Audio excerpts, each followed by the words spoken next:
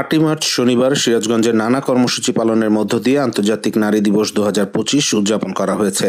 অধিকার, সমতা, ক্ষমতায়ন, নারী ও কন্যার উন্নয়ন এই স্লোগান সামনে রেখে সকাল 10টায় সিরাজগঞ্জ কালেক্টরেট ভবনের সামনে জেলা প্রশাসন ও মহিলা বিষয়ক অধিদপ্তর আয়োজিত আন্তর্জাতিক নারী দিবস উদযাপনের কর্মসূচি আকাশে রং বেরঙের বেলুন উড়িয়ে উদ্বোধন করেন প্রধান অতিথি জেলা প্রশাসক মোহাম্মদ নজরুল ইসলাম।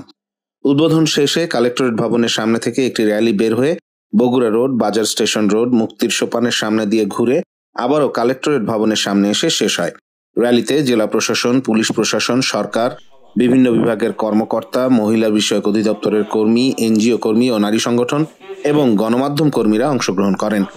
সকাল 11টায় কালেক্টরেট ভবনের শহীদ শামসুদ্দিন সম্মেলন কক্ষে জেলা প্রশাসন ও মহিলা বিষয়ক অধিদপ্তর আয়োজিত আলোচনা সভায় প্রধান অতিথির বক্তব্য রাখেন জেলা প্রশাসক মোহাম্মদ নজরুল ইসলাম ও বিশেষ অতিথি হিসেবে বক্তব্য রাখেন অতিরিক্ত পুলিশ সুপার মোহাম্মদ জিয়াউল হক।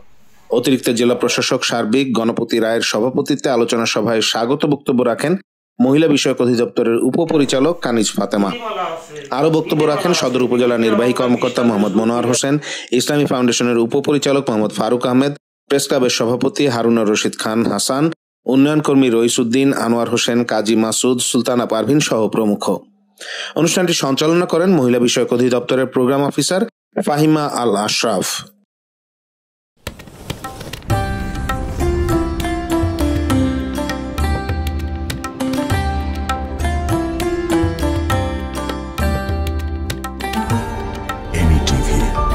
স্বাধীন বাংলার স্বাধীন কণ্ঠ।